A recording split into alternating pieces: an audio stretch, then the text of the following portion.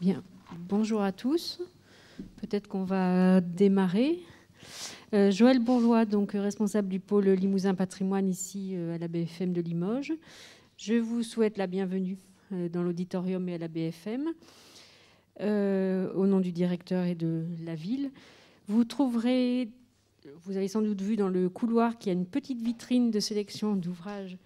Alors sur La Fontaine et bien sûr des fables, puisque c'était un petit clin d'œil aux collections que nous avons ici à la BFM de Limoges. Et puis un clin d'œil aussi à un petit ouvrage de recherche sur les fameuses lettres dont vous allez débattre, pour lequel vous aurez un fichier PDF, une numérisation de ce document, si ça vous intéresse, à titre de recherche, puisque c'est un document qui est encore sous droit et qu'on ne peut pas mettre en ligne. Je vous souhaite de bons travaux et je vais vous passer la parole.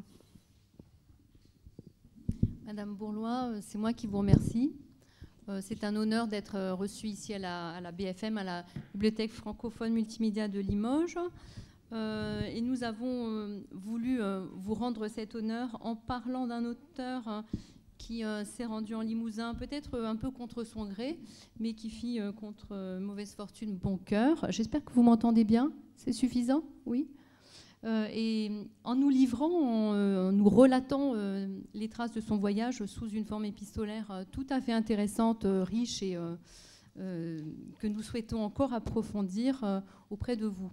Alors ce n'est pas un des moindres plaisirs que j'ai de vous présenter très succinctement parce que ma collègue Agnès Cousson va le faire, mais en tout cas de vous présenter au moins deux spécialistes reconnus, internationaux, de La Fontaine, et en particulier M. Patrick Dandré, qui nous fait l'extrême honneur et gentillesse de nous rendre visite à la suite de son propre maître La Fontaine. Et puis M. Damien Fortin, qui est à ma droite, lui, et qui est l'auteur de l'édition la plus récente, datant de 2018, sur cette relation d'un voyage de Paris en Limousin. Donc nous travaillons sur une œuvre unique. C'est souvent... je dirais c'est peu souvent qu'un colloque se consacre à une œuvre unique, mais peut-être que c'est un des mérites de cette rencontre avec vous, d'en savoir plus sur une œuvre qui a laissé malgré tout un certain nombre de mystères planer.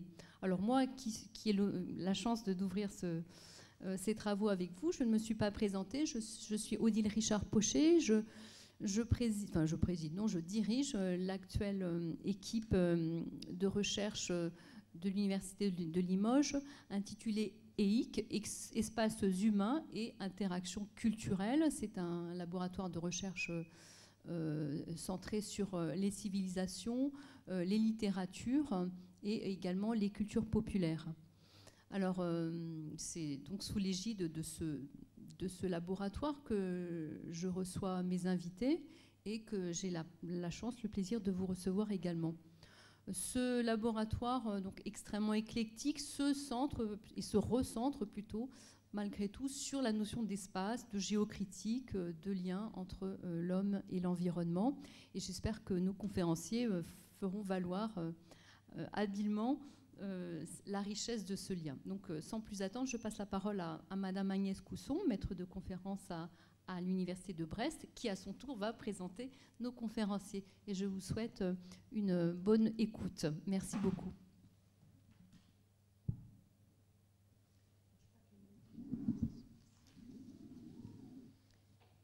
Merci. Il faut que j'appuie.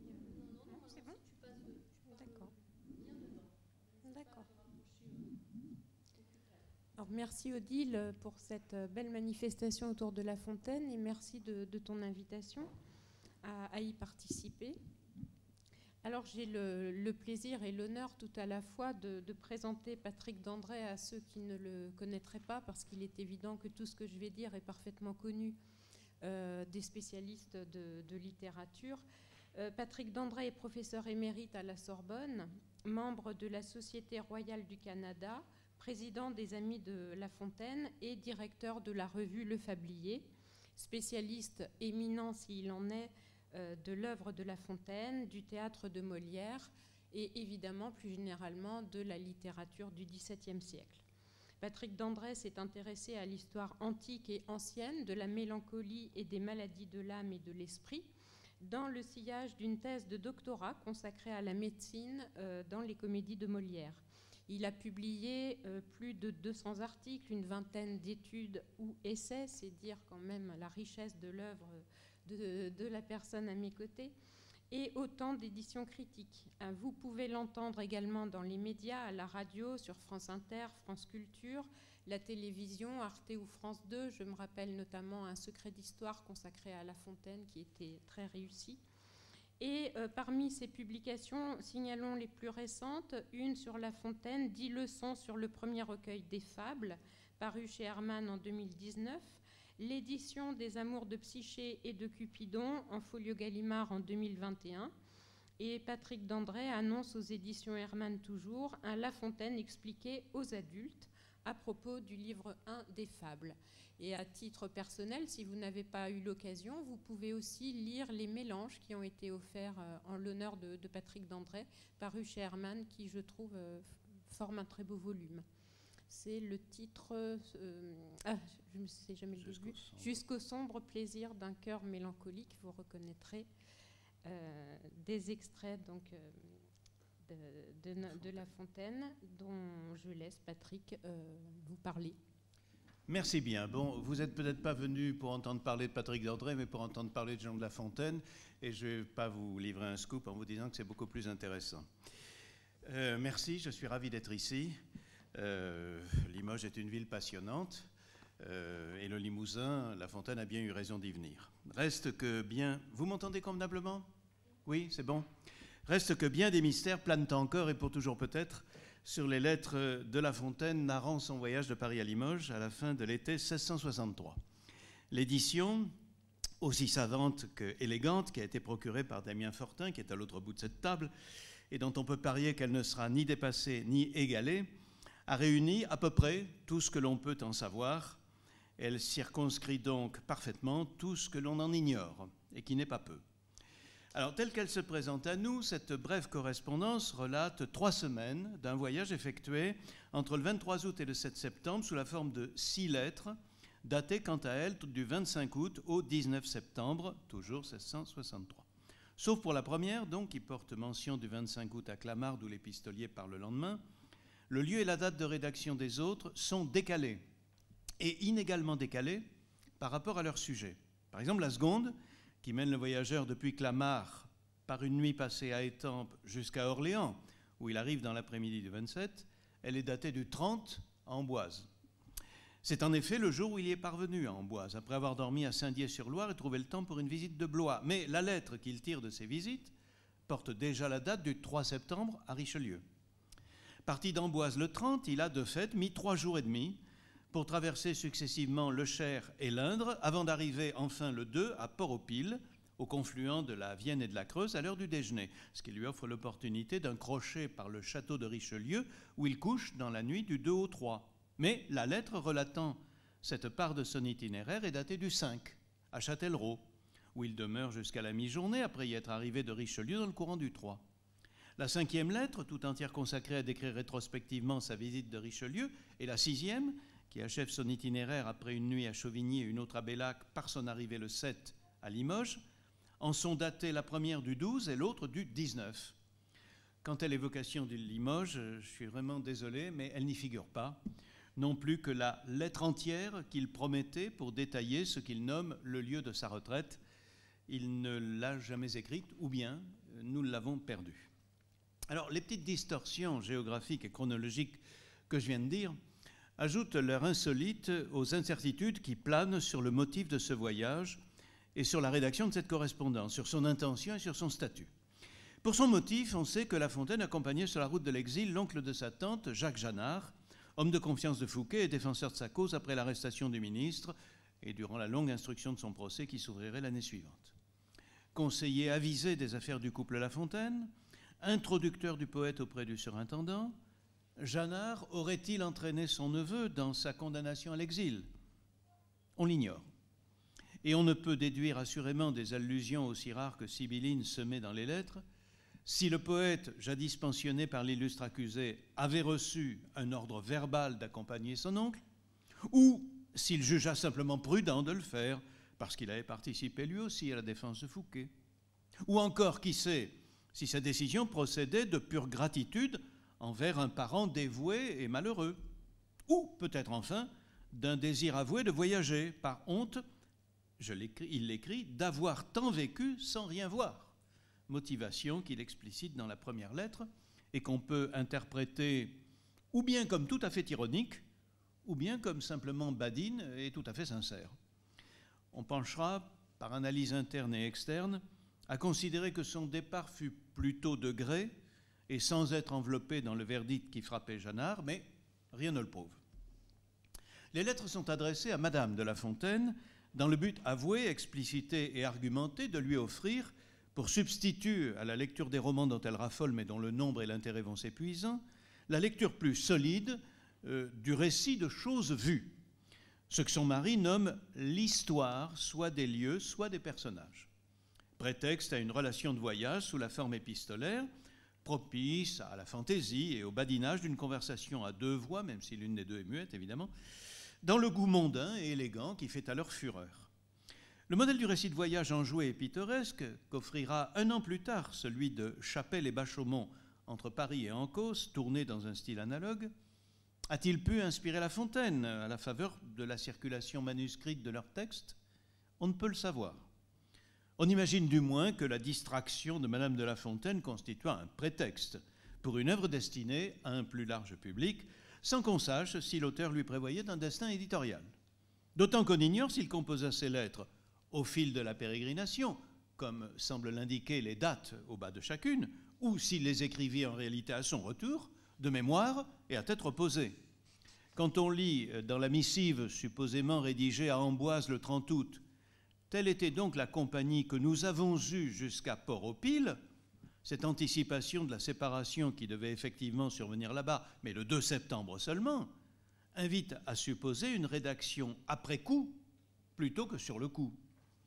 Mais on peut aussi bien imaginer que cette prémonition trop assurée pour n'être pas suspecte fut incise dans une réflexion tardive d'un compte-rendu qui aura néanmoins pu être composé au fil de la pérégrination. Je vous disais qu'on ne savait pas grand-chose, vous voyez qu'on ne sait à peu près rien.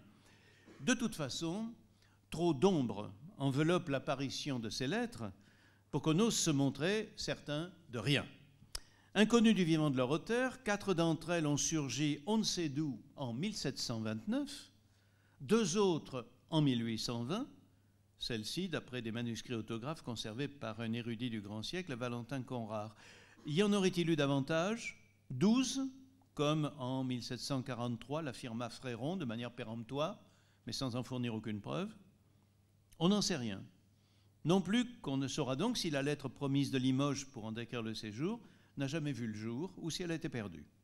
Et puisque l'on en est réduit aux hypothèses sans autre fondement que d'intuition, la mienne sera qu'il s'agit d'un récit de voyage épistolaire dans le goût qu'on disait galant, peut-être destiné à la publication, peut-être commencé à Limoges ou au retour de Limoges, d'où La Fontaine semble être rentrée assez vite, puis interrompu par un autre projet, jamais repris et finalement laissé par lui à l'état de manuscrit, plus ou moins achevé. Ces précisions données, ces évidences rappelées, à l'intention du public qui aurait pu ignorer ce texte, car il n'est pas célébrissime, il faut bien l'avouer, reste un texte donc, et c'est là l'essentiel. Un texte de prose aisé, bien enlevé, mêlé de vers souvent savoureux, tissant ce que son auteur appelle, je viens de le dire, l'histoire soit des lieux, soit des personnages. Cette histoire, puisque c'est le mot qu'il emploie, est servie par un beau talent de conteur, par un fil narratif à méandre et gambade qui s'est tantôt serré de près l'objet et tantôt laissé filer la corde. Des lieux, Damien, ici présent, va se charger après moi et y montrer à l'œuvre cette acuité du regard de La Fontaine, c'est sa formule, qu'il a analysée avec tant de finesse, de nuance et de justesse dans sa préface aux Lettres du Limousin. Restaient donc les personnages, c'est-à-dire le petit monde des vivants que le voyageur croise ou côtoie et que l'épistolier silhouette ou anime. Ces gens du voyage, pour le dire ainsi, qu'il désigne spontanément comme personnages plutôt que personnes, car un conteur a toujours un pacte lié avec la fiction, qui sait conférer l'illusion de la vie et de la parole, animer une silhouette, colorer une voix, peupler de personnages, donc au sens littéraire et dramatique du terme, la scène de cette ample comédie à 100 actes divers, qu'est l'univers, ici, l'univers du voyage. Et c'est donc de ces personnages, de ce petit monde des lettres, que je vais traiter sous le titre « Le petit monde des lettres, répertoire et distribution d'une dramaturgie épistolaire ». Ce génie spontané de la transformation du monde en scène pour un théâtre dans un fauteuil, ou ici dans un coche, voici qu'une formule du texte l'approfondit en modulant le terme de personnage par un autre, vous allez voir, non moins significatif. C'est à propos de l'officier de police très courtois nommé Châteauneuf, qui est chargé d'accompagner l'exil de Jeannart, et dont La Fontaine s'est fait un compagnon de route, un compagnon de visite aussi, et de goût. Je le cite, « Dès que nous fûmes arrivés, il parle de Limoges, terme du voyage, mon fidèle Achat, qui pourrait être que monsieur de Châteauneuf, disposa les choses pour son retour et choisit la voie du messager à cheval qui devait partir le lendemain. Je fus fâché de ce qu'il nous quittait si tôt, car en vérité il est honnête homme et sait débiter ce qui se passe à la cour de fort bonne grâce. Et puis il me semble qu'il ne fait pas mal son personnage dans cette relation. Il fait pas mal son personnage dans cette relation. Voilà un joli redoublement d'ambivalence. Ambivalence du mot personnage, qu'on peut entendre à double sens. Monsieur Châteauneuf en est un dans la réalité sociale, il est de la cour. Et puis dans la narration épistolaire, personnage d'une fiction. Eh bien, ce double sens déteint sur le mot suivant, relation. Car cet agréable compagnon de voyage dont La Fontaine s'est fait une relation au sens social et mondain est projeté par l'écriture en personnage de la relation de voyage au sens littéraire, celle de la phrase de l'épistolier, relation dans laquelle il tient un rôle qu'apprécie en connaisseur le rédacteur de la dite relation. Mieux, ces deux niveaux de sens sont complétés d'un troisième, car le baptême, sinon de fiction, il est ici question d'histoire, pas de roman, du moins le baptême d'écriture et de représentation supposé par ces deux syllabes, est sanctionné, s'il n'est même promu en conscience et en ostentation critique, par le nom d'Achat. Vous avez entendu, mon fidèle Achat. Achat, c'est le compagnon d'Énée chez Virgile, qui est utilisé ici par antonomase allusive et badine. Enfin, ce rebond de fictivité à la fois rhétorique et ludique, emprunté à Virgile, précipite à son tour en fiction l'épistolier, qui en use, en révélant sa double face de voyageur sociable dans la réalité et de narrateur plaisant, cultivé, dans la relation qui modèle, qui module et qui accommode au code de l'écriture le voyage vu et vécu.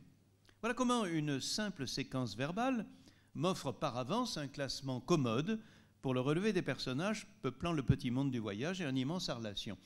On aurait pu croire en effet que la liste que je vais devant vous maintenant développer se limiterait aux compagnons de route du voyageur, ceux avec qui il se lie, ceux qu'il rencontre, ceux qu'il croise, parmi lesquels il peut à son gré puiser silhouettes et visages plus ou moins esquissés pour en peupler son récit. Mais le monde du texte ne calque pas exactement celui du voyage. Le relevé exhaustif de la distribution révèle que ces acteurs-là sont concurrencés par une autre société non moins nombreuse, celle des personnages historiques, littéraires ou allégoriques, qui viennent comme naturellement sous la plume de l'écrivain, ou qui sont appelés par les visites de monuments et de collections d'art qu'il rencontre et qu'il détaille, ou simplement par le recours aux images verbales de la langue poétique qui use et abuse du panthéon grec en baptisant le vent Zéphyr, l'amour Vénus ou la nature Flore.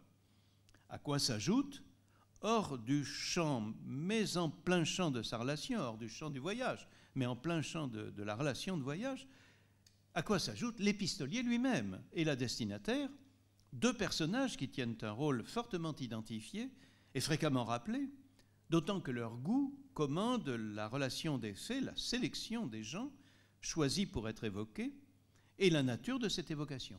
Voilà donc autant de personnages, trois catégories de personnages, si vous voulez, réels, fictionnels et, je dirais, émetteurs et récepteurs, qui animent le petit monde des lettres.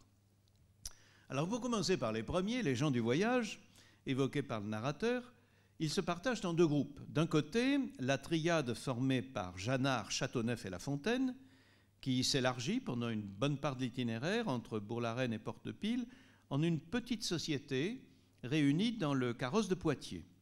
Et puis, d'un autre côté, la poussière des personnages éphémères ou indistincts qu'ils côtoient ou qu'ils rencontrent, solitaires, en groupe ou en nuée, quand il s'agit, par exemple, d'une population, d'une ville ou d'une province.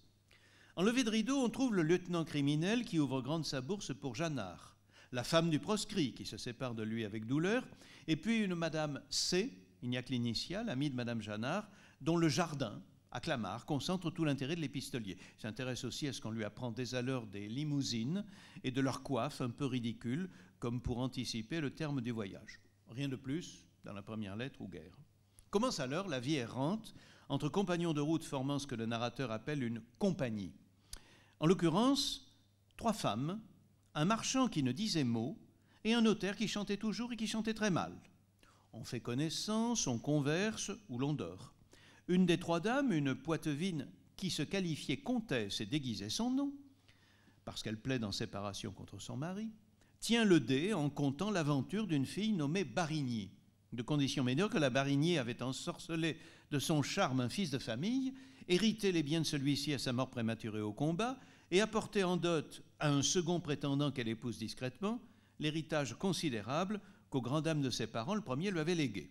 Cette histoire encadrée, de forme et de thèmes dignes des histoires comiques, passerait pour fiction si on avait pu en retrouver la trace exacte dans la chronique poitevine, où la dite Barigny s'appelait en réalité Marthe Landru, un patronyme qui ne s'invente pas, n'est-ce pas? Une autre fois, c'est l'oncle Jannart qui raconte le procès fait à un lieutenant de robe courte de Bellac, je cite, « pour avoir obligé un gueux à prendre la place d'un criminel condamné à être pendu, moyennant 20 pistoles données à ce gueux et quelque assurance de grâce dont on le leurra. » C'est ainsi qu'au gré des kilomètres, qui s'appelaient alors des lieues, on converse ou l'on dispute. Par exemple, quand Châteauneuf entreprend la comtesse, qui est protestante, sur sa religion. Pendant ce temps-là, écrit La Fontaine, le notaire chantait toujours, « Monsieur Jannart et moi, nous nous endormîmes. » Controversiste ennuyeux, Châteauneuf est en revanche bon compagnon de visite touristique à Blois ou à Richelieu pour le poète qui découvre avec lui ses hauts lieux d'art et d'histoire, tandis qu'il visite seul Notre-Dame de Cléry ou Amboise. Aux haltes, en effet, on se sépare volontiers pour aller explorer la ville et puis on rentre à l'auberge confronter ses impressions. À Orléans, je cite, notre compagnie qui s'était dispersée de tous côtés revint satisfaite. L'un parla d'une chose, l'autre d'une autre. Toujours étourdi, il arrive à La Fontaine de se tromper d'adresse à son retour et de prendre une hôtellerie étrangère pour la sienne. À Châtellerault, Jannart visite un ami qui le loge, tandis que les 2 compères en vrai touristes font un crochet par Richelieu, où ses grosses bottes accablent de fatigue Châteauneuf, tandis que son haut de chausse, vêtement d'origine allemande, le fait soupçonner par le concierge de la pingrerie de pourboire prêtée à cette nation. Rare allusion aux tenues vestimentaires que d'ordinaire le poète ne sait pas voir ou ne sait pas faire voir, sinon pour moquer les bizarreries de la mode provinciale. Dans les auberges, on dîne, parfois bien, parfois fort mal, et l'on dort, souvent pas mieux, à cause des puces. On se dispute donc les meilleurs lits. Monsieur de Châteauneuf, voulant toujours que mon oncle fût le mieux logé, nous pensâmes tomber dans le différend de Potreau et de la dame de Noyer, s'amuse La Fontaine en référant la dispute à ce propos entre Châteauneuf et la comtesse, à une querelle rapportée par des récits de facéties. Encore faut-il parfois partager le gîte avec d'étranges voyageurs, comme cette troupe de bohémiens emmenés sous bonne garde pour être déportés ou menés en prison, on ne sait pas. Le scrupule nous prit à tour de coucher en même lit qu'eux et de boire en même verre. Il n'y en avait point qui s'en tourmentât plus que la comtesse. Ainsi, la société du carrosse et les personnages de rencontre se croisent-ils dans le texte comme dans la réalité. Quant aux puces, elles éveillent le cocher de si grand matin qu'il fait lever et partir tout son monde dès l'aube. Car le voiturier, personnage essentiel, quoique réduit au nom de sa profession, domine et régente la confrérie du carrosse. À dire vrai, il appartient au monde obscur de ces invisibles, pourtant indispensables, de ces utilités anonymes qui ne surgissent dans le récit que lorsqu'une occasion les met en lumière ou qu'un grain de sable grippe les rouages de la machine sociale. Ici, c'est un concierge, là, un soldat, ailleurs, un laquais, un guide, un vieux domestique, un maréchal ferrant, un sénéchal, qui passent ainsi comme des ombres dans le récit. Maître du voyage, le cocher seul retient l'attention et suscite même le respect des voyageurs. Notre promesse et la crainte de faire attendre le voiturier nous obligèrent de sortir du lit devant que l'aube fût éveillée. Contingence du voyage. Reste que la Société de la Diligence subit pour sa part le sort des unions éphémères. À Port-de-Pile, écrit La Fontaine, notre compagnie commença à se séparer. C'est le moment où la comtesse envoya un laquais, non chez son mari, mais chez un de ses parents, porter des nouvelles de son arrivée et donner ordre qu'on lui amenât un carrosse avec quelque escorte. Ce parent serviable offre l'occasion de rappeler qu'à côté de la société éphémère des voyageurs, l'itinéraire est ponctué aussi de retrouvailles avec des amis ou des parents demeurant dans les villes que l'on traverse. On est chez eux mieux logé et mieux traité qu'à l'auberge. L'ami qui loge Jeannard à Châtellerault régale ses hôtes de carpes de belle taille et de melons excellents. De son côté, La Fontaine rencontre en cette ville des cousins Pidoux du côté de sa mère, comme lui, abondant en nez et de santé résistante, tel ce vieillard de plus de 80 ans qui demeure 11 heures à cheval sans s'incommoder. Son portrait complet et pittoresque en fait un personnage éphémère, mais marquant de la chronique, ainsi que sa femme, bien faite et de mérite, qui vit avec nous comme s'il était son galant. Dans sa foule d'enfants, La Fontaine n'a garde de s'être souciée, sinon d'une fille, une grande fille, à qui la petite Vérole a laissé des grâces et en a ôté. On nous assura qu'elle dansait bien, et je n'eus pas de peine à le croire. Ce qui m'en plut davantage fut le ton de voix et les yeux. Son humeur aussi me sembla douce. Du reste, ne m'en demandez rien de particulier, car pour parler franchement, je l'entretins peu et de choses indifférentes. Cette affectation de désinvolture et de détachement fait partie de son ethos de distrait et de son esthétique d'épistolier léger qui poudre et saupoudre son texte comme à Frimat sans jamais forcer les doses. Il n'en laisse pas moins tomber des jugements. Il nous donne les gens de Limoges pour aussi fins et aussi polis que peuple de Paris, mais pour autant juge que ce n'est pas un plaisant séjour pour lui qui aime lutiner et festoyer, car il y trouve en filles peu de Phyllis, beaucoup de Jeanne, et en cuisine peu de muscat de Saint-Mémin, force boisson peu salutaire, beaucoup d'ail et peu de jasmin, jugez si c'est là mon affaire. Certes, mais bien content quand même d'y être parvenu à Limoges, car la compagnie du carrosse est côtoyée par des gens de rencontre plus ou moins dangereux qui pourraient bien entraver la route des voyageurs. Il y a les voleurs et les assassins de grand chemin, charbonniers noirs comme démons. On dit que le bois que nous côtoyâmes en fourmille. Et puis, quelques héros guzmanesques, écrit-il, formant la troupe de bohémiens que l'épistolier décrit largement pour leur pittoresque. Ou encore, 2 ou 3 gueux et quelques pèlerins de Saint-Jacques, à peine plus rassurants. À Richelieu, il doit faire ouvrir au petit matin les portes du château qu'on a fermées pour la nuit parce que le bruit courait que quelques gentilshommes de la province avaient fait complot de sauver certains prisonniers soupçonnés de l'assassinat du marquis de Faure. La France d'alors est peu sûre, ou du moins elle le semble, car les rumeurs, les on-dit, les légendes y abondent, auxquelles l'épistolier fait droit, avec plus ou moins de conviction et un certain amusement. Il rapporte ainsi que les bossus abondent en Beauce, pour le plaisir de conter une légende onomastique, comme les niais en Sologne, selon le proverbe. Qu'à Cléry, les chanoines sont évidemment bien rentés, qu'en Épaulier à Blois, soit que cela ait été ainsi de tout temps et que le climat et la beauté du pays y contribuent, soit que le séjour de monsieur, c'est Gaston d'Orléans, ait amené cette politesse, ou le nombre de jolies femmes, mais que les habitants de Bellac sont en mauvaise odeur, tandis que Poitiers, qui ne traverse pas, est une ville mal pavée, pleine d'écoliers, abondante en prêtres et en moines. Il y a en récompense nombre de belles, et l'on y fait l'amour aussi volontiers qu'en lieu de la terre. C'est de la comtesse que je le sais, et c'est tout dire. Plus rassurantes et fiables, par compensation, les figures de style, d'histoire et de culture, qui viennent civiliser par l'écriture et élever par l'élégance des images, par la beauté de l'art ou par la gloire des armes, la brutalité du réel dont la relation rend compte. Tout cela est évidemment lié, sinon mêlé. Décrivant par exemple la table marquetée de marbre qui est un fleuron du mobilier de Richelieu, La Fontaine la montre entourée de 4 ou 5 bustes et quelques statues, parmi lesquels on me nomma Tibère et Livie. Ce sont personnages que vous connaissez, écrit-il à sa femme, et dont Monsieur de la Calprenède vous entretient quelquefois. Ce passage combine donc l'allusion à 2 personnages historiques, à des sculptures les figurant, et à une fiction romanesque contemporaine les prenant pour personnages, dans la demeure d'un homme d'État depuis peu disparu, est déjà entré dans l'histoire. Voilà bien du monde et du grand monde pour compléter la petite compagnie du carrosse de Poitiers.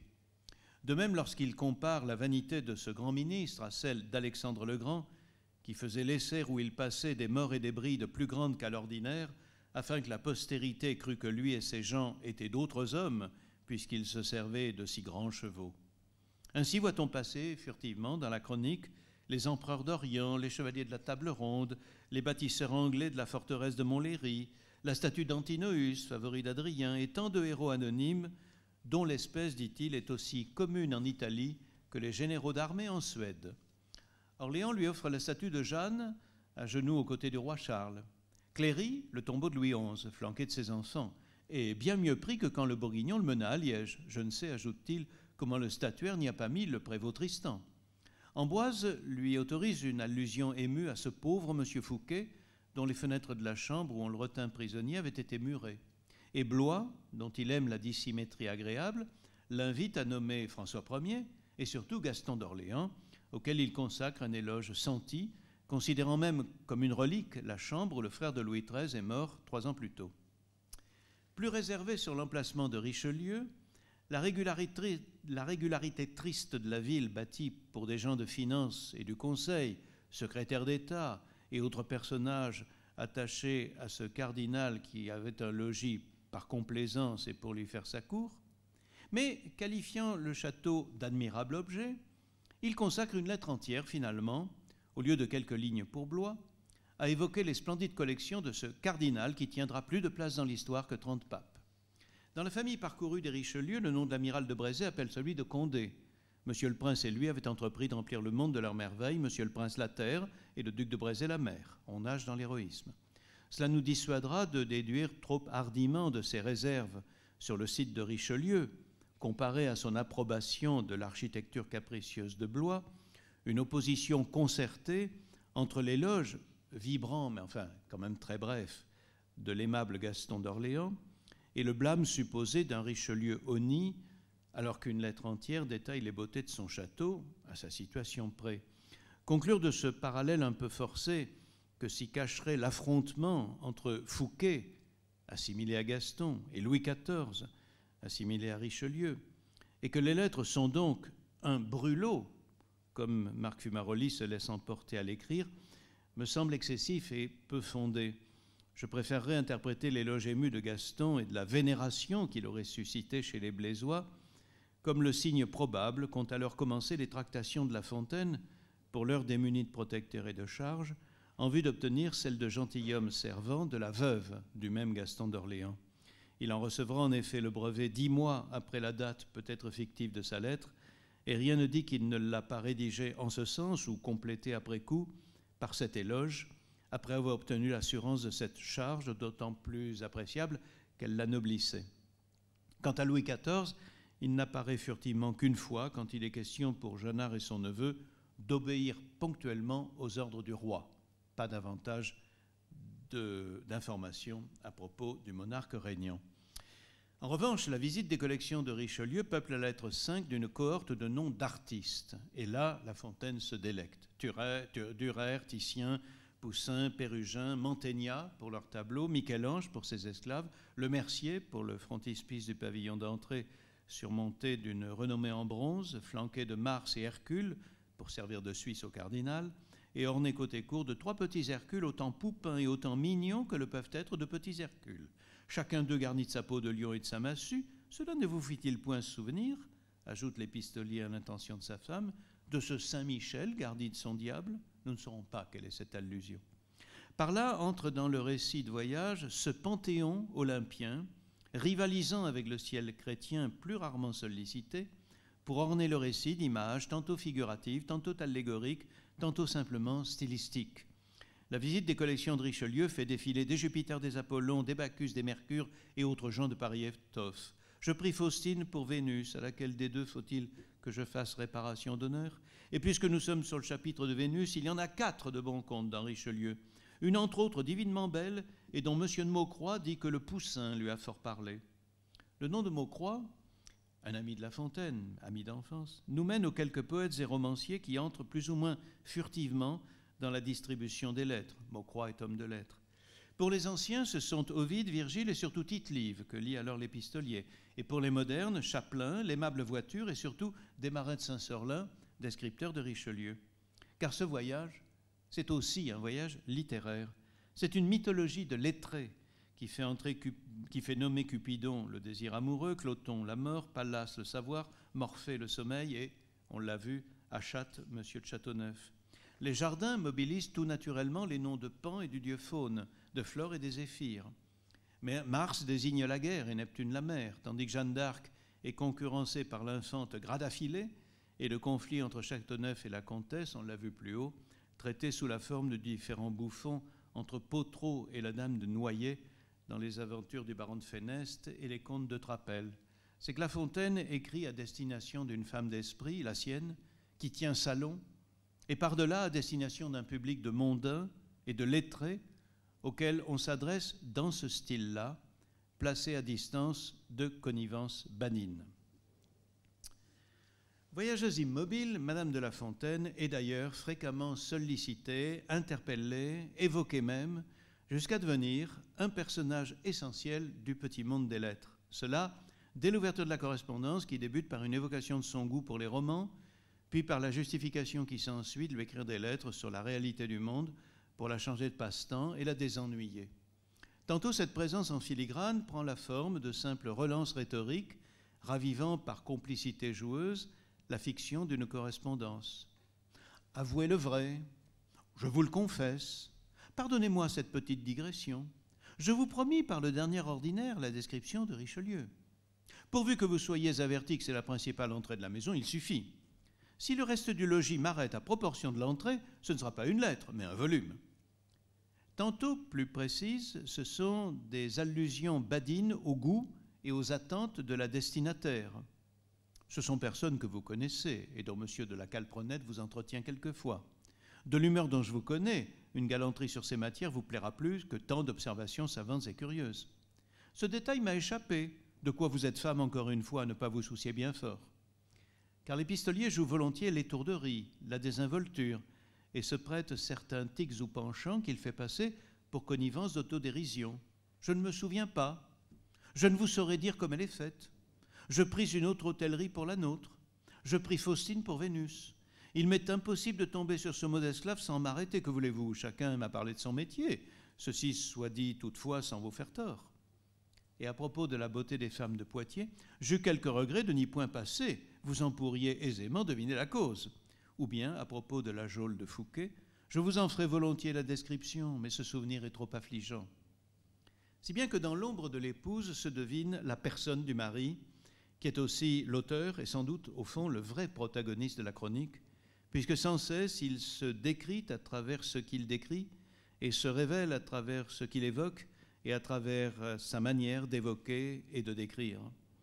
Il se portraiture en voyageur désinvolte et prime-sautier, attaché à des détails qui lui font parfois manquer l'essentiel, l'œil pourtant aigu et mobile, sélectif et de goût, hédoniste, il n'aime pas se lever trop tôt, et pourtant accommodant, il accepte les auberges mal meublées, peu de courage et guère de persévérance, sauf lorsque quelque chose pique sa curiosité, son désir ou son penchant, frivole et pourtant attentif aux beautés et aux curiosités qui suscitent son intérêt, joli cœur et lutinant volontiers filles et femmes, du moins le dit-il, peut-être par pause, amoureux des plaisirs et les prenant là où il s'en trouve, au besoin les débusquant, homme d'esprit et bon compagnon de route et de visite, libre avec délectation et divers avec constance, feignant la naïveté et l'ignorance pour glisser de subtiles et incisives narquoiseries d'observation et de jugement.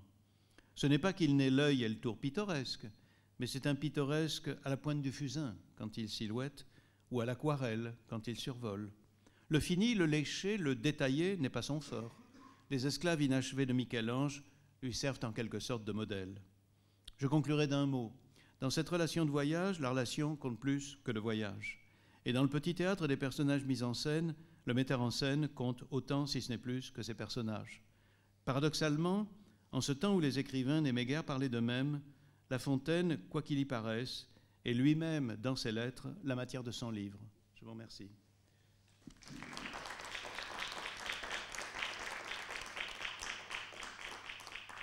Merci. Merci beaucoup Patrick Dandré pour cette très belle communication qui a pu également en introduction poser effectivement les jalons pour ceux qui ne connaîtraient pas les lettres. Alors on viendra aux questions je pense tout à l'heure. On va maintenant écouter Damien Fortin que j'ai le plaisir également de présenter, qui fait partie lui aussi des spécialistes de La Fontaine. Damien Fortin est maître de conférence à la Sorbonne. Il est rédacteur en chef du Fablier, auteur d'une anthologie de vie de La Fontaine intitulée La Fontaine devant ses biographes, 2 siècles de lecture critique indirecte, paru aux éditions Garnier en 2019. Et il est l'éditeur, en effet, du texte dont nous parlons, La relation d'un voyage de Paris en Limousin, paru chez Hermann en 2018, une publication très érudite et en même temps, je trouve très lisible pour quelqu'un qui voudrait s'y plonger et qui n'aurait pas forcément toutes les connaissances nécessaires. Donc bravo pour cette très belle édition. Merci beaucoup Agnès pour cette présentation. Merci bien sûr à Odile Richard pour l'organisation de ces journées d'études et merci pour son invitation pour ainsi présenter quelques prolongements aux remarques que j'avais formulées dans l'introduction. Le voyage en Limousin donne à celui qui se présente dans une épître en date de 1657 comme un homme de Champagne et qui s'est progressivement acclimaté à la société parisienne, l'occasion d'étendre son domaine d'exploration et d'observation. Au cours de quelques jours d'août et septembre 1663, il parcourt successivement la Beauce, la Sologne, la Touraine, le Poitou et le Limousin. Des tâches accomplies dans le cadre de la maîtrise triennale des eaux et forêts, il a probablement fait provision de lumière, de parfums et de poésie, selon la belle formule de Louis Roche, dans une fameuse page de sa vie de Jean de La Fontaine, un ouvrage publié en 1913. De ce voyage, à travers les diverses contrées du royaume, où il a pu remarquer des jardins et des bois, des villages et des châteaux, des fleuves et des ponts, des plaines et des collines, il a dû tirer une nouvelle provision, au moins égale en nombre et en valeur à la précédente. C'est à cette conclusion que parvient Jean-Pierre Collinet au terme de son enquête dans le monde littéraire de La Fontaine, en accordant à cette modeste correspondance un intérêt rétrospectif. Cette dernière formule est de Jean-Pierre Collinet. Je cite la dernière page du livre de Jean-Pierre Collinet, publié en 1970. La Fontaine ne devient lui-même que dans le voyage en Limousin. En quelques semaines, il emmagasine une ample provision de choses vues et d'impressions. Car le voyage est pour la thématique avec Psyché, quoique d'une façon très différente, le seul point d'où l'on domine à la fois des versants entre lesquels son inspiration va désormais se partager. C'est là qu'on saisit à plein quelle parenté profonde unit l'inspiration des contes à celle des fables, sous les oppositions superficielles des deux genres. Surtout, La Fontaine, ici, commence à créer ses propres mythes qu'on surprend à l'état naissant.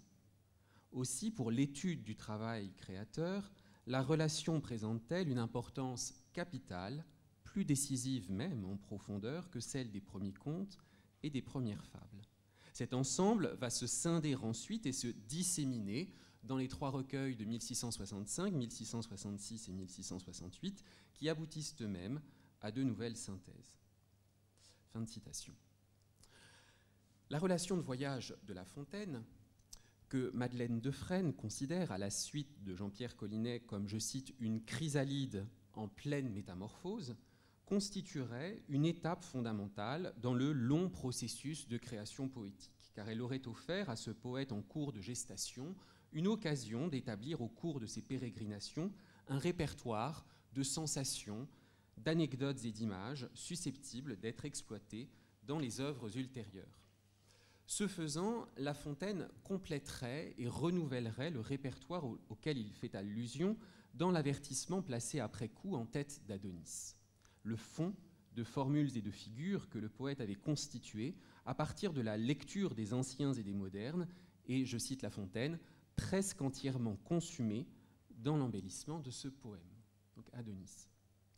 Témoigne notamment de cette mémoire littéraire élaborée au cours de ses lectures diverses, les vers placés à l'ouverture de ce poème qui rappellent les traits caractéristiques du paysage bucolique tels qu'ils ont été établis par Théocrite et Virgile, notamment la fraîcheur procurée par le feuillage des arbres et l'eau de la rivière dont on entend l'agréable écoulement, et la douceur d'une végétation accueillante et bienfaisante qui offre une moelleuse étendue pour étendre le corps et délasser l'esprit.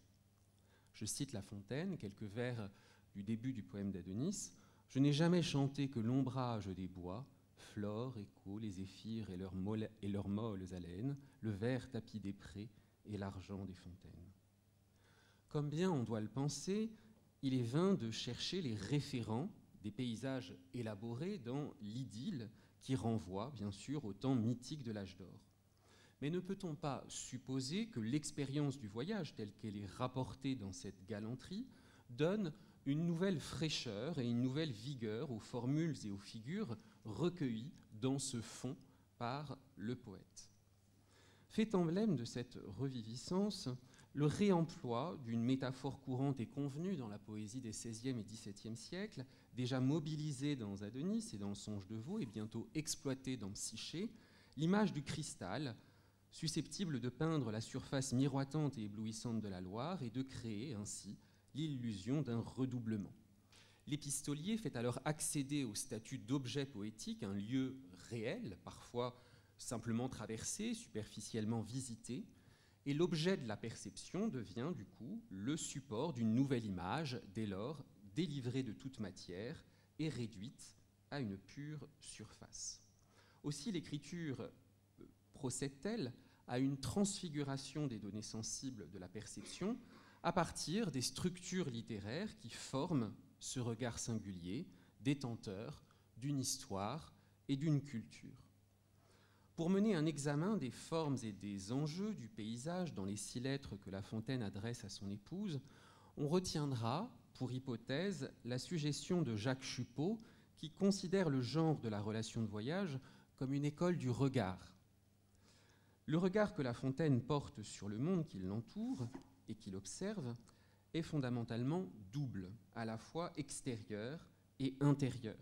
La poésie du paysage repose sur le passage d'une rive à une autre. D'un côté, sa mémoire oriente et informe sa perception. De l'autre, sa perception nourrit et soutient sa mémoire. C'est ce processus d'émulation réciproque qui constitue, me semble-t-il, l'un des intérêts principaux de ces lettres et que, pour cette raison, je retiens comme objet d'étude. Jamais la nature sauvage, pourrait-on dire, ne fait l'objet d'une attention de la part du voyageur et d'une description de la part de l'épistolier. C'est la nature cultivée, c'est-à-dire domestiquée ou disciplinée par les hommes au cours de l'histoire, qui attire l'attention de l'un et suscite l'intérêt de l'autre. Pour s'en convaincre, il suffit de rappeler l'évocation des beautés des bords de Loire, je cite, « Coteaux enchantés, belles maisons, beaux parcs et bien plantés, prés verdoyants dont ce pays abonde, vignes et bois, tant de diversité qu'on croit d'abord être en un autre monde. » La campagne environnante est ici perçue comme un vaste jardin. L'énumération de quelques éléments sommairement caractérisés suffit à dessiner les lignes principales du décor bucolique, favorable à la composition des vers qui en font la peinture. Le paysage, alors présenté comme une sorte de paradis terrestre, est moins le produit d'un labeur pénible que l'objet d'un spectacle agréable. La Fontaine relève dans les régions qu'il parcourt les traces indélébiles, donc irréversibles, laissées par les hommes sur les bâtiments qu'ils ont édifiés et dans les champs qu'ils cultivent. D'où son admiration devant la levée qui borde la Loire et qui métamorphose le fleuve réputé impétueux en un canal, le mot est employé 2 fois, je cite, « ouvrage qui a coûté bien du temps à faire et qui en coûte encore beaucoup à entretenir ». D'où son admiration devant les jardins du domaine de Richelieu qui ont supposé l'aplanissement, je cite, « de toute la croupe d'une montagne ». Et je précise que dans la lettre précédente, la 4e lettre, il s'étonnait que Richelieu n'eût pas fait transporter la Loire au pied de cette nouvelle ville. Cette attention portée à la nature cultivée, domestiquée ou disciplinée, on la relève déjà dans le regard que La Fontaine pose dans la première lettre sur le jardin de Clamart, dont il relève l'unité harmonieuse, les lignes de force, les axes de symétrie et le point de fuite, en ajoutant cette remarque. Il a beaucoup d'endroits fort champêtres, et c'est ce que j'aime sur toute chose. La nature ne devient visible pour le voyageur et louable par le poète que dans ce cadre artificiel qui lui sert d'écrin. Le lieu de plaisance et de jouissance dispose alors à ses yeux de tous les éléments nécessaires au séjour des divinités mythologiques, notamment l'ombrage des arbres et le tapis de verdure. Le badinage galant fait alors de ce jardin une Arcadie de fantaisie.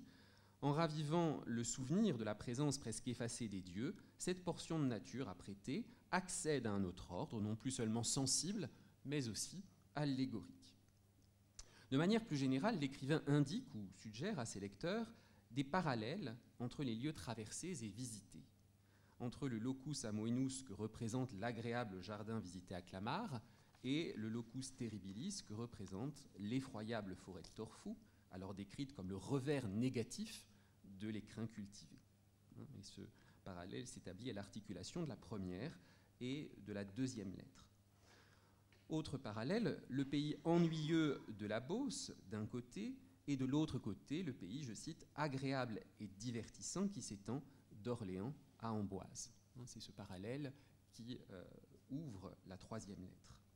Autre chose, d'un côté, la vue grande, majestueuse, d'une étendue immense que lui offre la situation élevée du château d'Amboise sur la côte, je cite, la plus riante et la mieux diversifiée, et de l'autre côté, la chambre, je cite, murée, étroite place où Fouquet dut passer des jours sans soleil et des nuits sans sommeil.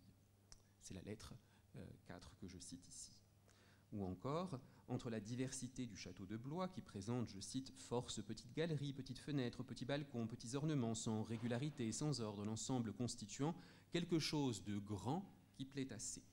Et de l'autre côté, bien sûr, la symétrie rigoureuse du château de Richelieu. On sait que La Fontaine avait vu Richelieu au moment où il décrit le château de Blois.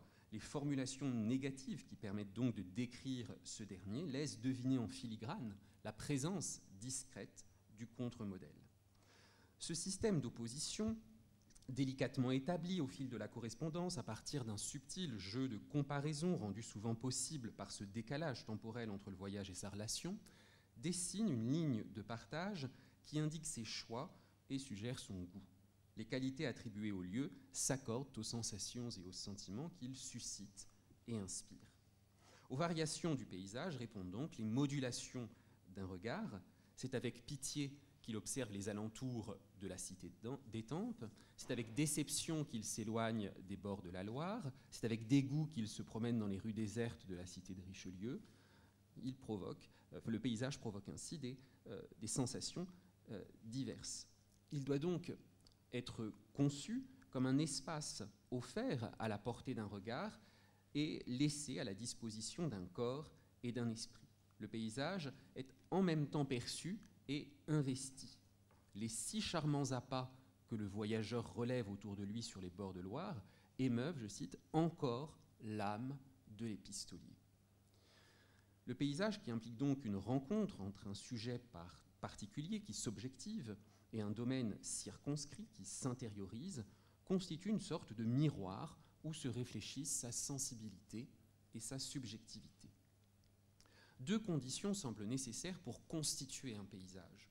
Une vue à distance, à partir d'un site éventuellement élevé, et une vue d'ensemble, saisie d'un seul coup d'œil.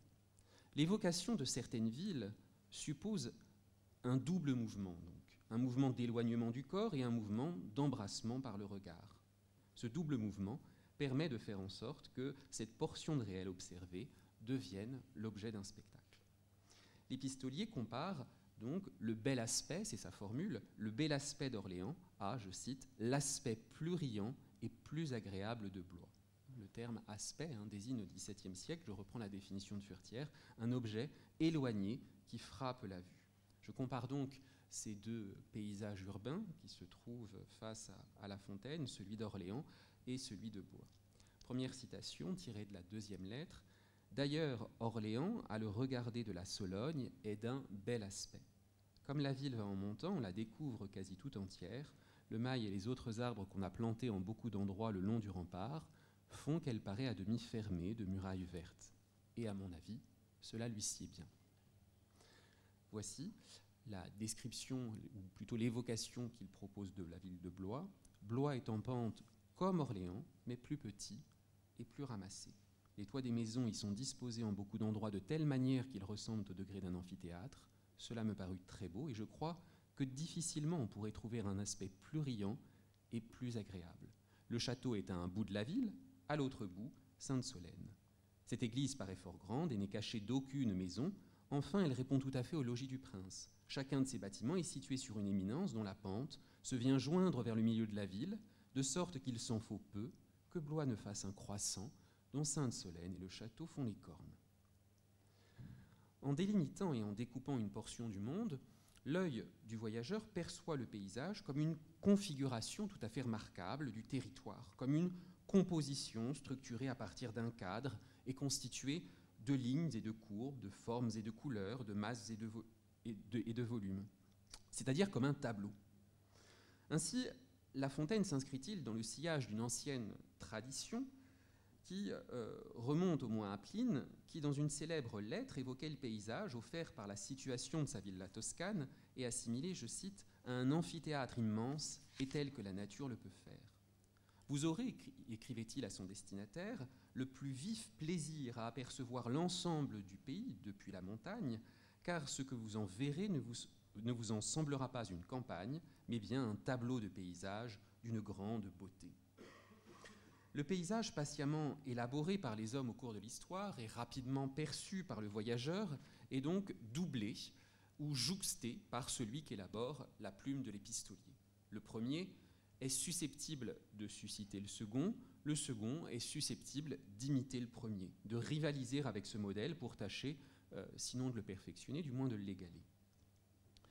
La Fontaine semble toujours moins intéressée par les bâtiments que par la vue que leur situation offre aux voyageurs, que l'on songe en particulier à la perspective du fer à cheval d'Ampsiché. Il manifeste une sensible attention à la morphologie de l'environnement, en particulier à la situation donc et à l'exposition du lieu. Cette attention accordée à la topographie le conduit à souligner l'éminence des sites sur lesquels sont bâtis les cités et leurs édifices et qui offrent aux promeneurs et aux visiteurs des panoramas agréables. Depuis le pont d'Orléans, La Fontaine apprécie la vue, je cite, de la plus belle des rivières et remarque, je cite à nouveau, l'horizon très beau de tous les côtés et borné comme il le doit être. L'horizon n'est pas ici une ouverture sur l'infini qui entraînerait une perdition du sujet. L'horizon est ici une frontière lointaine où s'arrête le regard et où se sépare la terre du ciel. Ce n'est donc pas ici le sens extensif ou subjectif du terme horizon qui est mis en avant, mais bien le sens restrictif et objectif. Je reprends ici les distinctions déjà établies par Michel Collot dans sa thèse. Selon la position du voyageur, malgré tout, l'horizon peut s'élargir et s'approfondir. Arrivé au château d'Amboise, La Fontaine admire la vue dégagée que lui offre sa position imminente. Ce qu'il y a de beau, écrit-il alors, c'est la vue. Elle est grande, majestueuse, d'une étendue immense. L'œil ne trouve rien qui l'arrête. Point d'objet qui ne l'occupe le plus agréablement du monde. On s'imagine découvrir Tours, bien qu'il soit à 15 ou 20 lieues. Du reste, on a en aspect la côte la plus riante et la mieux diversifiée que j'ai encore vue, et au pied d'une prairie qu'arrose la Loire, car cette rivière passe à Amboise. En agrandissant l'horizon, la position éminente permet de faire reculer la ligne et de faire appel à l'imagination. On s'imagine découvrir Tours. Dans ces lignes, marquées par une sorte de perspective aérienne qui consiste à diminuer les teintes pour faire sentir l'éloignement, le travail de l'imagination semble relayer la perception visuelle. Le paysage, qui est alors autant le résultat de l'observation que de l'imagination, fait l'objet d'une telle transfiguration qu'il semble s'éloigner de la réalité pour accéder à un autre ordre. Le regard que La Fontaine porte sur le monde semble parfois rester à la surface des choses. Certes, le trait est souvent léger et délicat, mais sa vue, me semble-t-il, est de plus longue et de plus profonde portée. On connaît la lettre badine que Vincent Voiture adresse à la marquise de Rambouillet sur la maison du Valentin, près de Turin, sur les bords du Pô.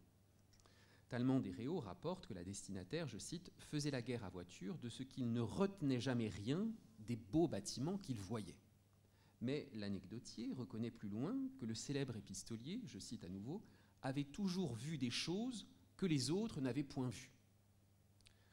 Cette remarque peut parfaitement s'appliquer à La Fontaine, qui, comme son devancier et son maître dans l'art épistolaire, considère la relation de voyage moins comme une occasion de découvrir le monde extérieur que comme une manière d'exprimer un génie personnel à partir d'une mémoire à la fois individuelle et collective. La Fontaine rapproche l'espace qu'il parcourt de lieux déjà fréquentés et bien connus que connaît probablement la destinataire. Quand il évoque la vallée de Cocatrix dans la deuxième lettre, il fait remarquer, je cite, que la montagne est toute pleine de rochers faits comme ceux de notre petit domaine. Quand il décrit la cité de Blois dans la troisième lettre, il la compare à celle d'Orléans qu'il a déjà présentée. Blois est en pente comme Orléans, mais plus petit et plus ramassé. Quand il évoque la cité de Richelieu dans la quatrième lettre, il prend soin de souligner, je cite, qu'il ne lui saurait mieux dépeindre tous ces logis de même parure que par la place royale. À cette mémoire facilement mobilisable, proche dans le temps et dans l'espace, il convient d'ajouter une autre mémoire qui implique une plongée dans les profondeurs de l'histoire.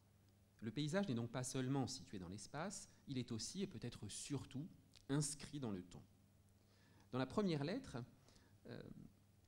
il invite sa lectrice à se rappeler, je cite, « ce bois qui paraît dans l'enfoncement avec la noirceur d'une forêt âgée de 10 siècles », avant de reconnaître un peu plus loin qu'ils n'en sont pas si vieux, mais toujours peuvent-ils passer, ajoute-t-il, pour les plus anciens du village, et je ne crois pas qu'il en ait de plus vénérable sur la terre. Ainsi, le poète déplie et déploie les strates successives qui forment le paysage qu'il contemple. À Montlhéry, il remarque, je cite, « une forteresse que les Anglais, lorsqu'ils étaient maîtres de la France, avaient fait bâtir sur une colline assez élevée dont il ne reste plus qu'une tour fort haute, à l'intérieur de laquelle se trouvent 2 chambres où l'on voit des peintures anglaises, ce qui fait foi de l'Antiquité et de l'origine du lieu. » À Étampes, il relève, je cite, « quelques monuments de nos guerres, au style gothique, ces monuments pour marque de nos mouvements. » Il fait, dans l'un et l'autre cas, allusion à des faits historiques précis, dans un cas la guerre de 100 ans et de l'autre, un événement plus récent, le siège d'Étampes.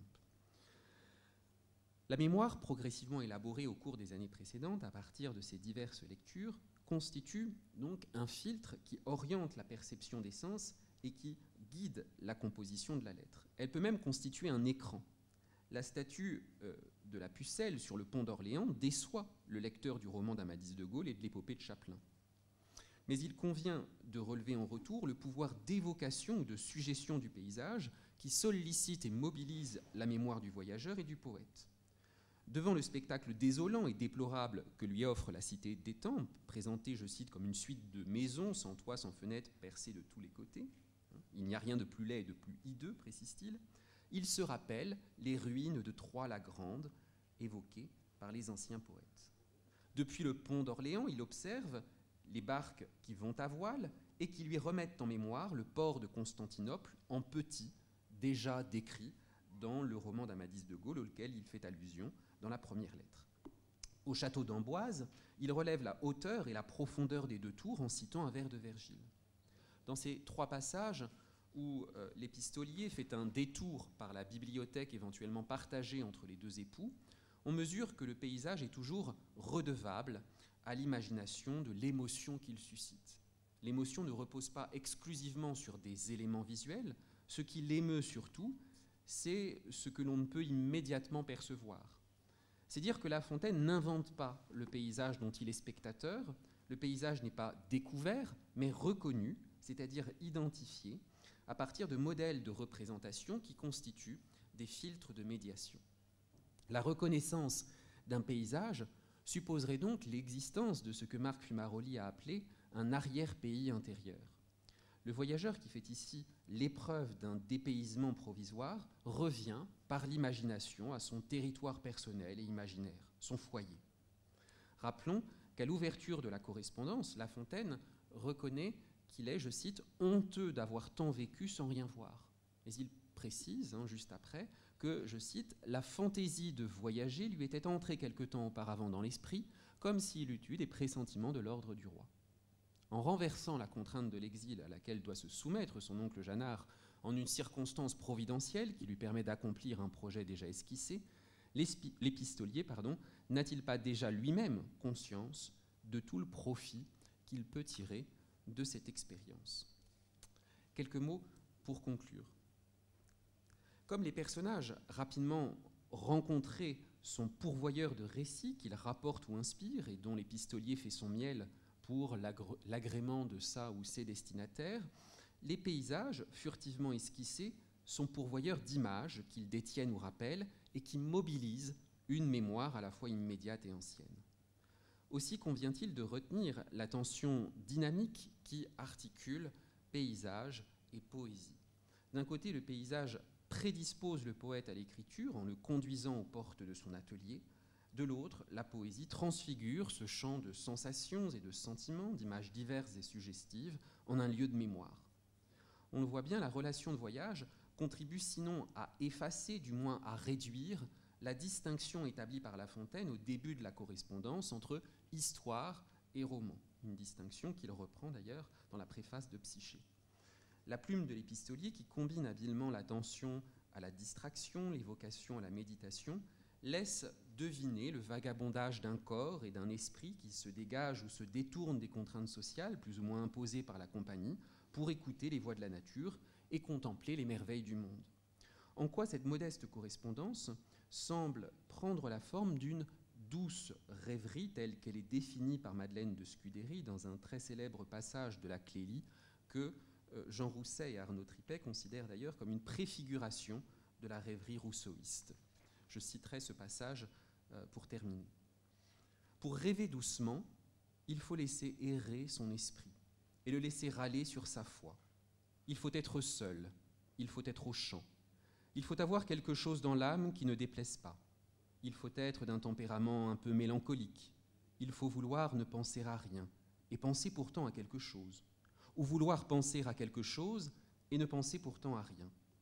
Il faut être capable d'un certain endormissement des sens qui fasse qu'on croit presque songer les choses à quoi l'on pense.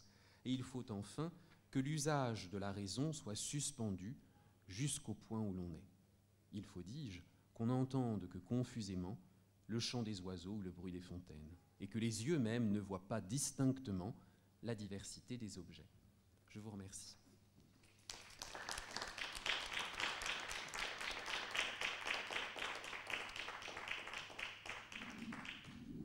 Merci beaucoup là aussi pour cette communication très riche donc, qui vous offre une belle réflexion, je trouve, sur le paysage, le rapport à la mémoire personnelle, collective, etc. Ce que je vous propose, c'est peut-être directement de prendre la parole pour des questions à Patrick Dandré ou à Damien Fortin.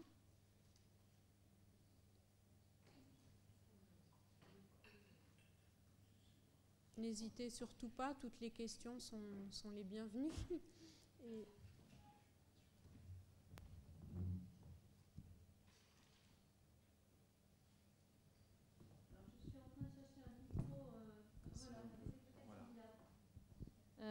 merci beaucoup, Damien. Est-ce qu'il y a des questions dans le public et que je me permettrai donc de relayer avec ce dispositif ambulant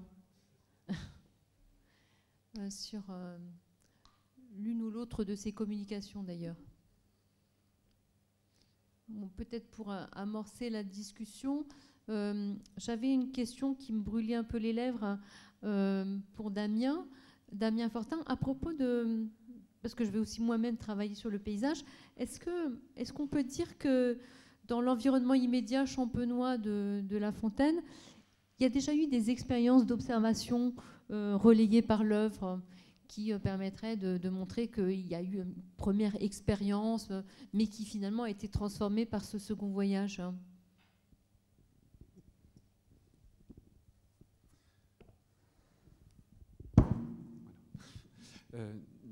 Je ne crois pas qu'on puisse parler d'une poésie du paysage dans des pièces antérieurement composées. Au sujet de la Champagne, il y a quelques notations, mais il s'agit vraiment de choses très très, très légère dans l'épître dont je parlais au départ, l'épître à l'abbesse de Mouzon, l'épître de 1657, mais bon, il n'y a rien de très précis et de très... Enfin, je ne crois pas en tous les cas qu'il y ait dans les pièces antérieures des évocations, parce qu'il y a peu de choses publiées. Et puis, enfin,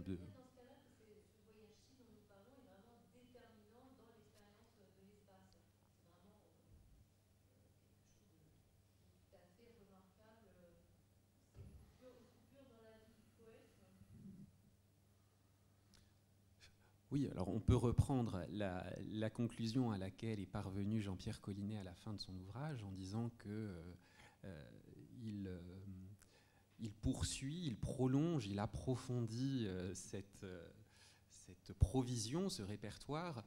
Peut-être que l'on peut mesurer l'importance de ce voyage en relevant les échos dans les contes et les fables, et peut-être que le texte qui rencontre le plus grand nombre d'échos avec la correspondance, c'est Psyché. Peut-être que l'évocation des bords de Loire que l'on trouve dans la relation, elle trouve un écho dans l'évocation de la vallée à l'intérieur de laquelle se place le temple de Vénus à la fin de Psyché. C'est peut-être la pièce me semble-t-il, et c'est ce que semble dire aussi Jean-Pierre Collinet à la fin de son étude, c'est peut-être la pièce qui partage le plus grand nombre de points communs, de similitudes avec... Bien sûr. Il me semble quand même que le Songe de Vaux fait plus. Le Songe de Vaux, il y a quand même l'évocation d'un lieu qui est Vaux et ses jardins. Simplement, ce qu'il faut bien savoir, c'est que il y a finalement moins de descriptions dans le voyage du Limousin que dans le Songe de Polyphile. Et le Songe de Polyphile, comme par hasard, ce sont des paysages qu'on voit, qu'il n'a jamais vus et qu'il imagine. C'est-à-dire qu'il faut bien comprendre que nous sommes dans un état où on ne peut pas voir et faire voir simplement pour le plaisir de voir et de faire voir. Il faut un prétexte. C'est-à-dire que quand Desmarets de Saint-Sorlin a décrit Richelieu, il en parle souvent, c'est parce qu'il fallait rendre hommage à un grand. Quand La Fontaine écrit Le Songe de Vaux, c'est parce qu'il fallait rendre hommage à quelque chose qu'avait fait Fouquet. Quand dans Les Amours de Psyché, il décrit les jardins de Versailles, c'est parce qu'il veut faire sa cour à Louis XIV. Mais le paysage en lui-même, non, ces gens-là ne savent pas le voir. Sinon, Madame de Sévigné, qui a tellement voyagé, elle nous aurait raconté ce qu'elle voyait. C'est très difficile, ça n'est pas encore le moment. Le texte littéraire et le paysage ont une difficulté à se combiner. Regardez ce que fait la peinture à la même époque. On ne peut décrire un paysage que dans une scène de genre, et encore, surtout en Hollande. Mais quand Louis XIV voit des tableaux hollandais, il dit « ôtez-moi ces magots ». Parce qu'un vrai paysage, c'est un paysage de pensée, c'est un paysage de Poussin. Or, Poussin, il ne décrit pas la campagne italienne, il décrit des campagnes de peinture. C'est-à-dire que la littérature renvoie elle-même, elle est soliptique. On ne peut pas en sortir, me semble-t-il, à ce moment-là. Et Le Voyage en Limousin est un texte comme les autres, plutôt moins que les autres. Il est très malin, Collinet, de dire ça, mais enfin bon, il faut bien avouer que c'est pour faire mousser quelque chose qui est extrêmement léger, quoi. C'est ténu. Il n'y a rien, me semble-t-il, dans Le Voyage en Limousin, je ne sais pas ce que vous en pensez, vous qui avez beaucoup parcouru ce texte, il n'y a rien qui soit exceptionnel et extérieur par rapport à ce qu'on a déjà pu trouver dans Adonis ou Le Songe de Vaux. Semble-t-il, il y a la vivacité de la description des personnages dans les contes, qu'on va trouver dans les contes. Il y a tous ces adjectifs convenus. Les rivières sont toujours de cristal, les prairies sont toujours vertes, les villes sont toujours bien situées et ont toujours un aspect agréable et qui plaît à l'œil, surtout quand on les regarde depuis le point de vue où il est prévu de le faire. Bon, tout ça, c'est du conventionnel. C'est finalement plus conventionnel que la description de sa villa par Pline. Mais vous savez, l'expérience qui a été faite sur ces textes de Pline, dont on pense qu'ils sont les premières expressions du paysage, les latinistes ont essayé de faire le plan de la villa et des jardins de Pline d'après ce qu'il décrit. Les lettres sont d'une extrême précision. Vous prenez telle pièce et puis vous entrez par là, etc. Il décrit tout. On n'a jamais pu obtenir le même plan. C'est-à-dire que c'est une description d'agent immobilier qui veut absolument vendre sa villa, mais c'est tellement empoulé, c'est tellement plein de choses que on n'arrive finalement jamais à la réalité. On raconte que dans l'histoire des modes, ce que les hommes inventent d'abord, c'est sans doute une fiction, c'est l'impératif. Ensuite, il leur arrive d'inventer l'optatif. Ils commencent par ordonner, ensuite ils disent ce qu'ils peuvent souhaiter. Mais il paraît que le dernier temps, c'est l'indicatif présent. Le dernier mode, c'est l'indicatif. C'est-à-dire décrire ce qui est et dire ce que l'on fait où l'on est. Parce que finalement, c'est ce qui est le moins essentiel dans l'histoire de l'humanité. Quand on est en difficulté, on a peu d'intérêt à dire « Oh mon Dieu, je suis en difficulté ». Nous, ça nous paraît intéressant parce que nous sommes rarement en difficulté, quoi qu'il y paraisse, que la nature est assagie, que l'espèce humaine est un peu apaisée, mais si, dans le fond. Et donc, nous avons du temps pour le solipsisme et l'autocontemplation, mais ces gens-là n'en avaient pas beaucoup parce qu'ils étaient sans cesse sollicités. Oui, non, c'était pour aller dans le sens de ce que vous venez de dire, parce qu'en relisant ces lettres de Paris en Limousin, j'ai pensé aux lettres de Racine à Uzès. Quand Racine part à Uzès, il est jeune, il s'ennuie profondément là-bas, et les descriptions effectivement qu'on pourrait dire de voyage qu'il fait d'Uzès répondent finalement à des topiques semblables à celles de La Fontaine, à savoir on retrouve les anecdotes sur les femmes, on retrouve la critique de la province et des provinciaux, et puis finalement là aussi une nature qui correspond peut-être davantage à la nature telle qu'il la voit à travers la littérature plutôt que telle qu'elle est, parce que finalement on n'apprend pas grand-chose non plus sur la région quand on lit ces lettres-là. C'était la réflexion que je m'étais faite d'une construction finalement à chaque fois du paysage à partir d'une culture. Je sais pas. Oui. Parce que tu parles, Damien, des lettres à Uzès d'ailleurs dans ton introduction. Oui, et pour cette raison-là d'ailleurs. Mais le motif des femmes notamment, c'est flagrant. On part en province, on décrit les femmes qui sont souvent ou coquettes ou alors complètement affreuses. Et le topos aussi des bohémiens, des voyageurs, etc., des voleurs, il y a tout un tas de poncifs. Et c'est vrai que c'est peut-être Madame de Sévigné qui s'en éloigne finalement. Mais bon, c'est pas... On n'est pas au 19e, je crois que c'est ça qu'il faut avoir à l'esprit. Vous savez qu'il y a eu un travail de Claude Reichner sur la description des Alpes, par exemple, qui montre que c'est dans les années 1800 qu'on commence à voir les montagnes et à les décrire pour elles-mêmes, mais qu'auparavant, les montagnes, c'est ce que Madame de Sévigné dit, des solitudes effrayantes et atroces.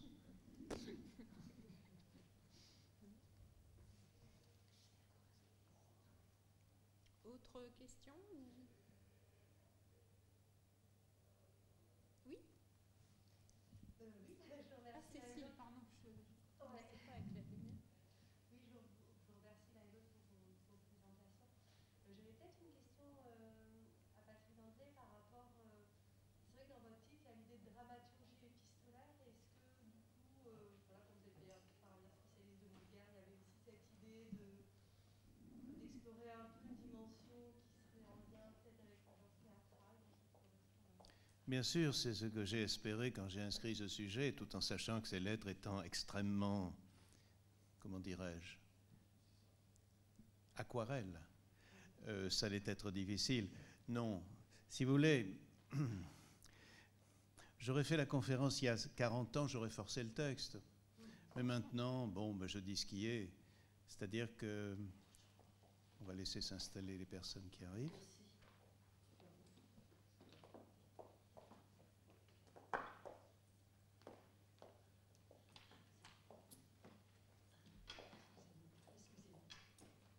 C'est-à-dire que, en réalité, l'approche est extrêmement phénoménologique. Il y a peu de choses dans la description de ces gens qui soient à la fois véritablement descriptives et même suspendues à autre chose qu'à la routine du style. C'est-à-dire que vous n'avez, me semble-t-il, dans l'évocation des personnages, pas même l'intention d'en faire quelque chose, ce qui peut se trouver. Il y a, je dirais, les déclics de l'écriture d'élégance qui ne cherchent pas à peser. Ce sont des lettres extrêmement bien élevées.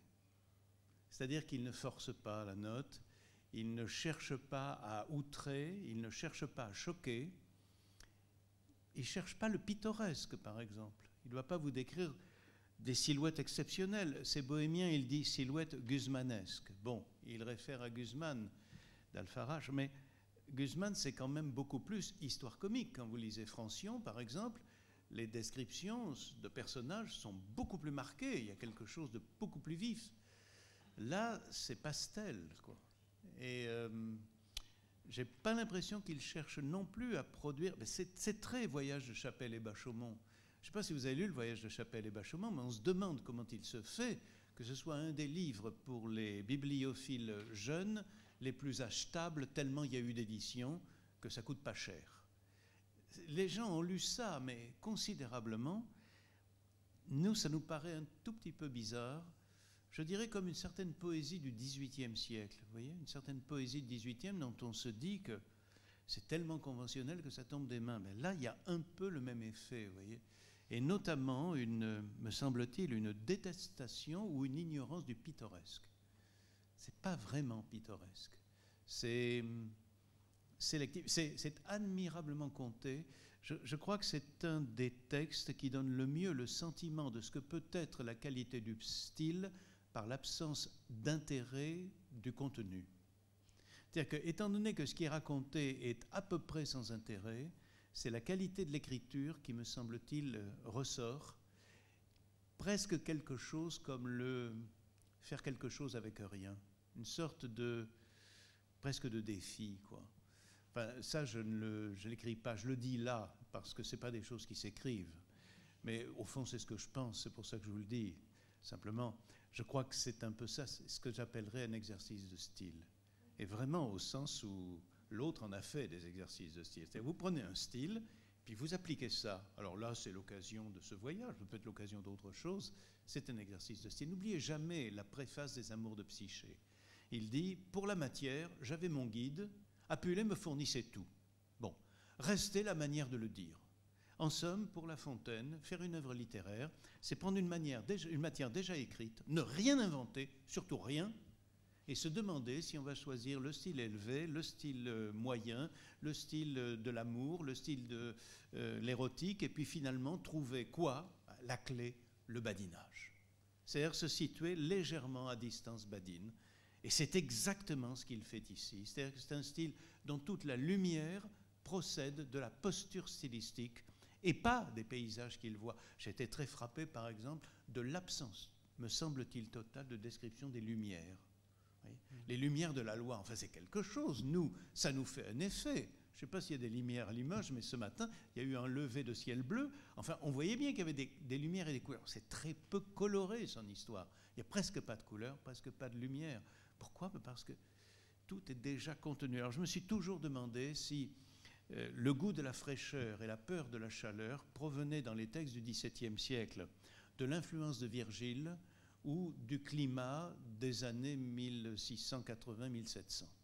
Si c'est l'effet de la petite glaciation du XVIIe siècle ou si c'est l'effet des géorgiques et des bucoliques. Voilà. Alors ça, je ne sais pas, je mourrai sans le savoir, mais je commence à penser que quand même, tout est déjà une affaire de musique, quoi. Vous savez, c'est un peu comme ces gens qui prennent un livret d'opéra sans aucun intérêt et qui vous font une musique somptueuse pour des aventures qui sont aberrantes. Ben, j'ai l'impression que le Voyage de Limousin, c'est un peu ça. C'est-à-dire qu'ils trouvent le livret absolument sans intérêt, bon, Limoges, avant, mais ce qui vaut, ben, c'est la musique qu'il met dessus. Oui, et c'est vrai que là aussi, pour de nouveau aller dans votre sens, je pense à Mademoiselle de Montpensier qui voyage beaucoup à cause de ses exils. Elle n'a pas lu, je pense, les auteurs antiques parce qu'elle a une formation assez sommaire et on ne trouve pas plus de descriptions chez elle qu'ailleurs. Au niveau des paysages, c'est également très sommaire. On sait qu'elle traverse les bois, qu'elle aime chasser. Quand elle visite le château de Richelieu, elle retient essentiellement le degré dans lequel elle jouait avec son père étant petite. Donc là, c'est la mémoire affective qui appelle les pages sur l'escalier. Et ensuite, le château est décrit dans sa splendeur, dans son luxe, mais on n'a pas effectivement, on n'a pas de couleur des lieux, pas de lumière. Et pourtant, quand elle est à Saint-Fargeau ou quand elle est à Eu, en Normandie, là aussi, la présence de la mer pouvait appeler des descriptions, mais non, pas plus que ça. Elle ne va pas du tout parler des vagues ou de l'écume. C'est pas la sensibilité de l'époque. Et peut-être qu'il y a une peur du climat, effectivement. Une peur du soleil, une crainte du froid. C'est possible. Merci beaucoup Agnès pour ces compléments. Je vous invite à une pause boisson, café. Merci en tous les cas à nos deux orateurs. Et puis voilà. Oui. Je vais prendre. Oui, ça va.